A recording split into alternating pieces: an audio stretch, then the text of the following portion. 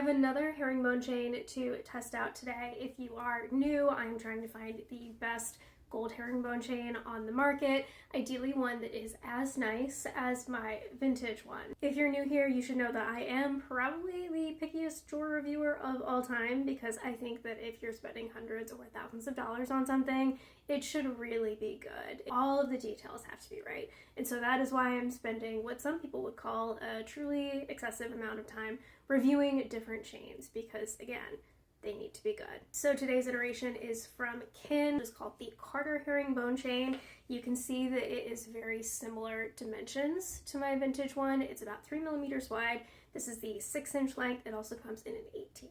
So let's get into the things that I like. 1, it is solid gold. 2, there is this nice little touch of the chain here for adjusting the length. So if you're someone who switches up your stack a lot, you want a chain to be able to work at different lengths with different other pieces. That is nice. However, there is a downside to that we'll get to in a minute. It is not quite as thick as my vintage one, but it still has a nice drape. It is not paper thin like a lot of the chains on the market are. They just get made thinner and thinner and thinner to kind of cut costs, but this can make them so fragile that they're basically just doomed to break. Mine is at least 20 years old. I am not the most gentle person with my jewelry, and there are no kinks, no damage, no breaks.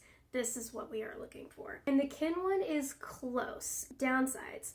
I think people are going to be really divided on these little loops at the end, because while that can give you some adjustability factor, the whole point of a herringbone chain is that it's like very slinky, very gorgeous, very sexy, and then you have these kind of like little loops hanging down at the end. The other thing that's bad about these is that it's very easy to accidentally twist the chain as you're putting it onto those little loops. So you really do want to be very careful. That is one of those things that's going to like increase the chance that you'll damage it. I do also wish that the clasp was a little bit nicer. This one is quite light, maybe even like a little bit chintzy feeling compared to my older one. Not everyone will care about that, but as we said, I'm a little bit ridiculous about this.